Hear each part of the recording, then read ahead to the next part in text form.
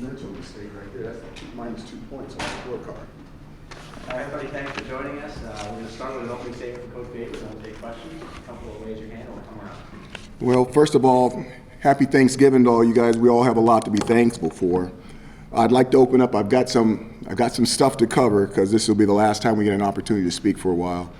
The university opened up a $100 million fundraising initiative. That's going to be very productive for a lot of people involved. We're really excited about that. Special thanks out to John and Laura Lally. John was a offensive lineman here between 79 and 81. Laura, his wife. They've done so much, and they've put pen to paper to get this thing started, and we're really excited about where this is going to be headed.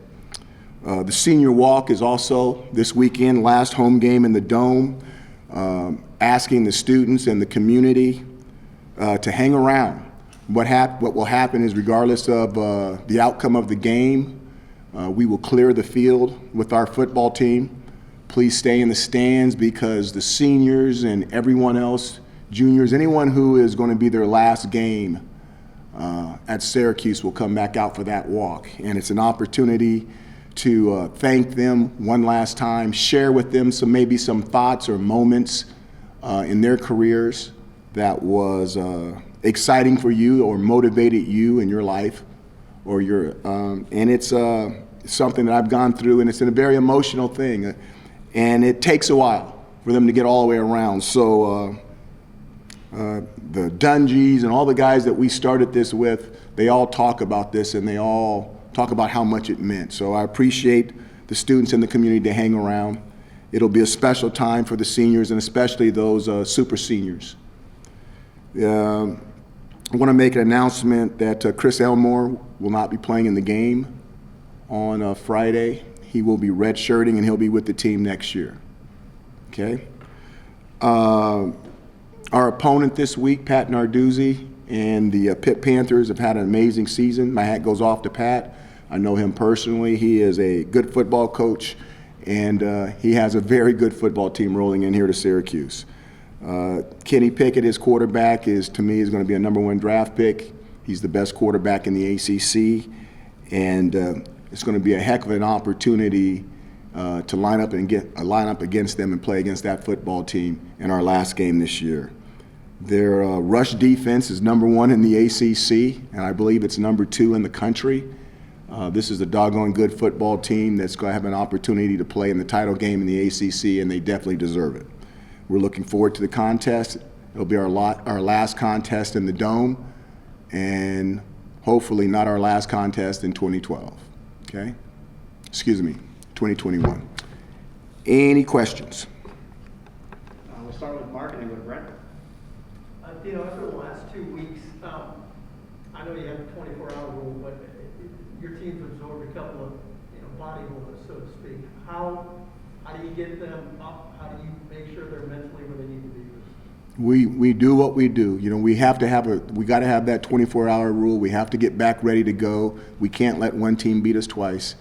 And we're looking forward to playing Pitt. This is an opportunity. This is the best team right now in the conference, other than Wake Forest. And we're looking forward to playing them.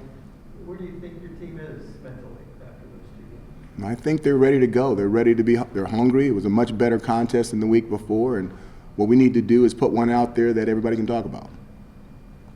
Right. Coach, you're kind of straddling that line, trying to get that 6th win, and that means a lot, as you know. It means an extra game. Do you go all in on that philosophy and say this is what we're playing for in addition to beating Pittsburgh, Kansas City? When you're playing Pitt and you're playing Boston College, your natural rivals, it's going to be a physical game. You go out there thinking about something that you haven't achieved, you haven't gained yet, you're going to get hurt.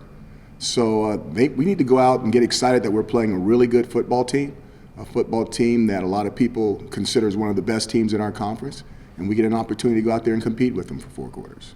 Just a quick follow-up to that. When you look at Garrett throwing... You got to say Garrett. There's 2 Garretts. Garrett Shrader throwing. Okay. What did the film tell you about what he is struggling with right now? I think the biggest thing is we're missing guys wide ass open. There's a lot of yards out there, a lot of meat left on the bone. So I think it's just a matter of hooking up and getting those connections. Steven, and then Chris. Kind of a similar question. I think looking at, like you said, Pitt's run defense is very good. Kenny Pickett's been scoring some points. You're going to need to throw the ball better. Is it just accuracy? I mean, Garrett said one of the things is trusting what's going to happen. Like, do you want to see him throwing the ball earlier, or is it really just executing better? You know, it's not just the pass, you guys. There was defenders. Again, if you break it down, there's a guy missing a block, another guy missing a block. He's scooting up in the pocket because he's moving in the pocket and doing what he does, avoiding sacks. He doesn't get to see the receiver pop open. That's really, really open. Okay, and then there's other times when it's just him. You know, he takes off too soon on a play. So you can divide it up the way you want. There's no blame for one person.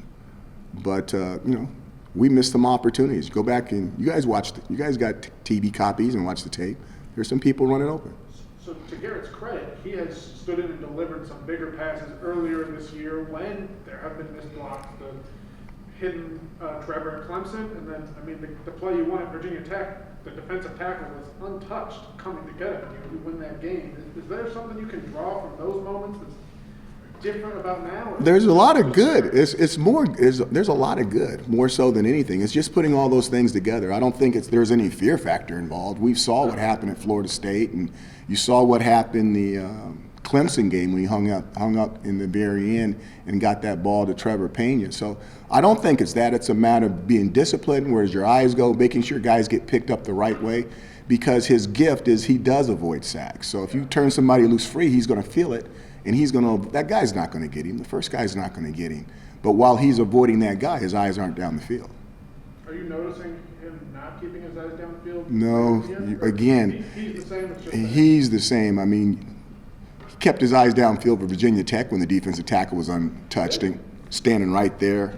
I mean, it doesn't get any harder than that. So that's not the issue. It's just he's trying to be nice, protecting, making up for somebody else, and then he takes his eyes off the field. He's got to keep his eyes down the field longer.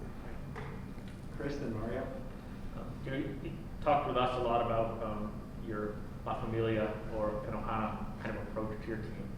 I think you said on your radio show last week that some players today aren't motivated by the same things you were, the brotherhood, camaraderie factor. Do you think that you have to change your message to them then in order to improve retention because they're not necessarily motivated by the same things that you were? I don't think I need to change my message. I think I need to cultivate more people to feel the way that I do. I'm not sure I want to have a mercenary type program. This is not the NFL. I'm not sure that I'm buying in on all that part of it. And some of it you got to green and grow with. I mean, the transfer portal and the ability, the things that have happened this year has never been opportunities they could have before. So there's an adjustment on my part. There's an adjustment on the kids you're recruiting and everything else. But right now, some of the better teams are just the teams that just have people that are staying in the program, because you don't have to keep retraining people over and over and over again. I imagine that is something so then you sort of have to identify their personality in recruiting and make sure that those are the kids you're bringing in. Things that you never had to do before that you have to adjust and improvise to because things are changing around you. Yes, sir. Sean Tucker touched the football one time, carrying it in the first quarter 13 times in the football game. You talk about making adjustments. How do you make adjustments to get the ball more into his hands? You know, earlier in the season, you guys told me he touched it 32 times. He touched too much. He would never be able to finish the season. 3 years ago, you said we kept running the same play up the middle. How could we have a running game with the play going up the middle? I'm not sure I can satisfy everybody's wants, but I know what we want as a family is to win football games. And we call plays to try to score points in order to do that. Nate and Dean. We obviously know the seniors who will not be back next year. The juniors, there's some choices that a lot of these guys can make. Do you know for certain which juniors will be playing their last game on Sunday? I asked the juniors to come forth. I asked the juniors in the meeting on Sunday. I said, if you guys really aren't going to be around, I really want you to experience the senior walk, and I really do. That's the family part of it. I said, it's something that you shouldn't pass up if it's something that you really want to do. The other thing you need to realize is there's also sophomores, because of COVID year, there's sophomores that could have their Syracuse degree as well. And this is happening all over the country.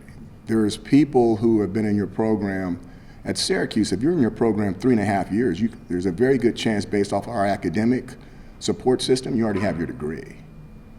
So you could be a sophomore or a redshirt sophomore and have your degree already. So there's more to it than just the juniors. It's deeper than that. And that will continue to happen in every program in the country until the very last COVID freshman has graduated. That'll be the case. So this will be going on for what, the next 3.5 years. How many guys came forward? Huh? How many juniors came forward? I'm not going to say that. They're gonna be walking on Saturday, right? Yeah, you'll be able to see them if they're walking. How's Josh Black doing? Do you expect him to play on Saturday? It's going to be close with Josh. We're going to have to see at the end of the week. There was a photo that made its rounds on social media of you playing football for the University of Hawaii, and Josh Black commented and said that he would have had a field day against you. What are your thoughts on that? Josh Black is very tall, and he'd have been cut a whole bunch of times, and he had ice on his knee. We'll go back to Mark and then Mario again. I think you said before, when you got the 5 wins, how much this team has accomplished, but how much does this last game determine how you judge or how this season should be judged? I don't know. I don't know if I want to put my judgments out there. I remember when the season started. I remember who was on the hot seat. I remember that we weren't supposed to win more than 3 games. I read all your articles, not yours, everybody in here. I read every single article. And then all of a sudden, when you decided that we weren't going to be bad, that we're going to be good, everybody changed their expectations. Our expectations never changed. Okay? We read all that stuff, but our expectations in here has never changed. And our goal has always been the same. But that's our goal. And you guys have to decide what you think, whether we met our goal or not. So this last game, does that determine whether you meet your goal or not? I'm not going to tell you about my goals.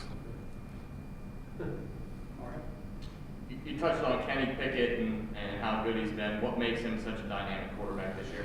First of all, you have to go to Mark Whipple. Mark Whipple used to be the head coach at UMass, has done an unbelievable job with him. Okay, I want to make sure I got that right with the school he was at. They did an unbelievable job with him.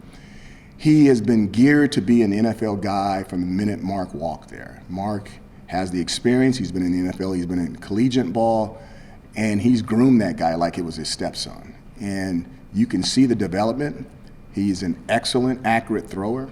He has the ability to make people miss, even though he's not elusive. He's not Louisville. He's not Florida State.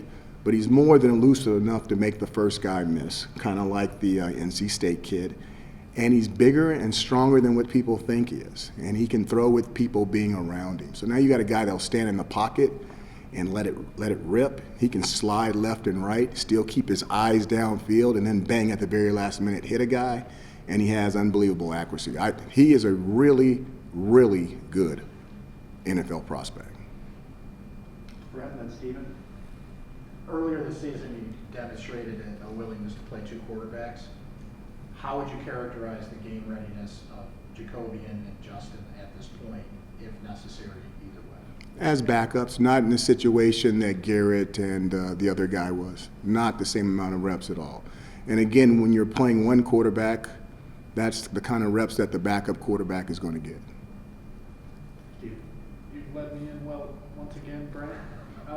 Because if you lose to Pittsburgh, that would probably be our last chance to talk to you for a while. I wanted to ask about your quarterback room next year. How many guys are you looking to bring in, and how committed are you to Garrett being the starter in 2022? Garrett is the starter in 2022. Right now he is, because he's finishing up as the starter in 2021.